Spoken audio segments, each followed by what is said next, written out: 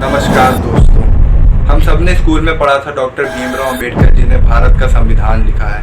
पर क्या आपने कभी सोचा है एक ऐसा इंसान जिसको क्लास में बैठने तक का अधिकार नहीं था, वो इतना बड़ा टीचर कैसे बन गया। एक ऐसा लीडर जो गांधी जी के भी खिलाफ हो गया और अंत में लाखों लोगों के साथ हिंदू धर्म छोड़कर बुद्ध धर्म एक्सेप्ट कर। ये सिर्फ एक संविधान लिखने वाले की कहानी नहीं, बल्कि ये कहानी एक रिवॉल्ट की है। एक ऐसी लेगेसी जिसको पॉलिटिकल पार्टीज आज वोट के लिए यूज करती है, लेकिन उसका असली विजन आज भूल चुकी है।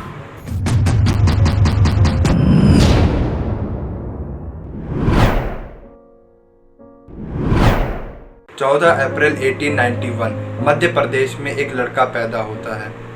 नाम रखा जाता है भीमराव। उनका जन्म दलित फैमिली में होता है जिसको समाज में सबसे नीचे रखा जाता है, एक ऐसी जाति जिसको अछूत कहा जाता है। उनके पिता का नाम रामजी सतपाल आर्मी में सूबेदार थे, लेकिन फिर भी उनके बच्चों को स्कूल में इज्जत नहीं मिलती। Shubham is still recovering from the violence he faced at school. He belongs to the most oppressed community in the country, Dalits, formerly known as the Untouchables. In April, Shubham was beaten up by his teacher. Some news coming in, disturbing news where a scheduled caste boy was allegedly beaten by his school teacher for drinking water from the same well. Ambedkar ji का असली नाम सतपाल था।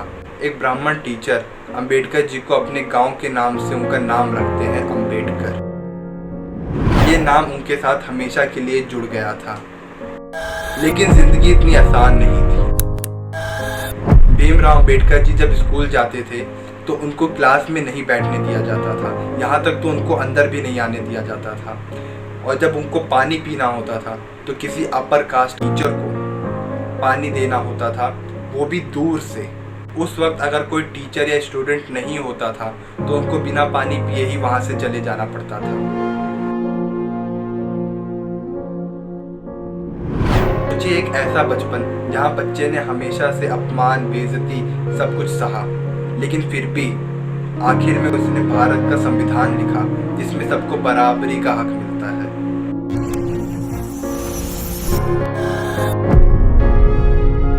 1913 में अंबेडकर जी को शिवाजी राव बड़ौदा के राजा से scholarship मिलती है और वो सीधा लंदन यूनिवर्सिटी चले जाते हैं आगे की पढ़ाई के लिए। वहाँ जाकर वो पॉलिटिकल, इकोनॉमिक, हिस्ट्री और सोशियोलॉजी पढ़ते हैं और सिर्फ एक नहीं बल्कि 3 मेजर डिग्री कंप्लीट करते हैं। और उसके बाद वो लंदन जाके PhD और लॉ की पढ़ाई करते हैं। और इन सब के बीच जब वो अपने घर वापस गांव आते हैं तो फिर वो सोशल इक्वालिटी के लिए मिशन स्टार्ट करते हैं। 1927 में महाराष्ट्र पब्लिक टैंक से सिर्फ अपर कास्ट को पानी पीने का हक था।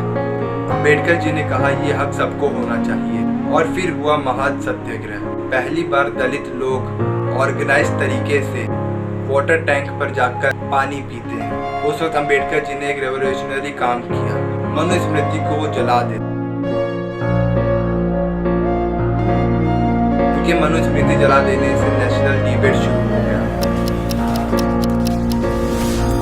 1932 में ब्रिटिश गवर्नमेंट ने कम्युनल कोड पास किया। अंबेडकर जी खुश थे, उनको लगा था ये उनके कम्युनिटी के लिए रिप्रेजेंटेशन लाएगा। लेकिन गांधी जी ने इसे हिंदू समाज का बनता हुआ युद्ध तोड़ने वाली चीज थी। उन्होंने प्रोटेस्ट किया और जेल गए और वहाँ पे उन्होंने फास्ट अनटू डेथ स्टार्ट किया। आखिर में दोनों के बीच में पूरा पैक्ट साइन। उन्होंने खुद लिखा, I was never a part of freedom struggle. My fight was for social freedom. सोचो, गांधी जी और अंबेडकर जी दोनों भारत के एक आइकॉन, लेकिन दोनों कितने अलग थे।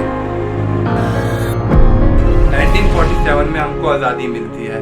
अंबेडकर जी को ड्राफ्ट कमेटी का चेयरमैन बनाया जाता है और फिर वो लिखते हैं भारत का संविधान। इसमें उन्होंने लिबर्टी, इक्वालिटी जैसे वैल्यूज को डाला, जो कि वो फ्रेंच रेवोल्यूशन और वेस्टर्न डेमोक्रेसी से इंस्पायर थे। लेकिन कुछ सालों बाद अंबेडकर जी रिजाइन कर देते हैं क्योंकि वो फ्रस्ट्रेट थे।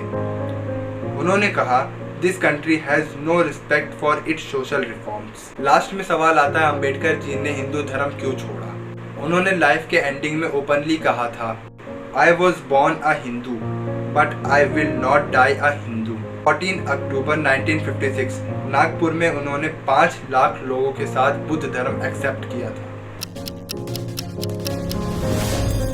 इसमें 22 प्रतिज्ञाएं जैसे, मैं हिंदू देवताओं को नहीं मानूंगा, मैं हिंदी रीति रिवाज में हिस्सा नहीं लूंगा, क्योंकि अंबेडकर जी बचपन से ही बुद्ध जी से बहुत ज़्यादा इंस्पायर थे। आज हर पार्टी अंबेडकर जी के फोटो लेकर वोट मांगती है, लेकिन उनके विजन को कितना फॉलो किया जाता है? क्या दलितों को अब इक्वल अपॉर्चुनिटीज मिल रही हैं? अंबेडकर जी ने एक बार कहा था, life should be great rather than long, और उनकी ज़िंदगी ने ये प्रूफ भी किया।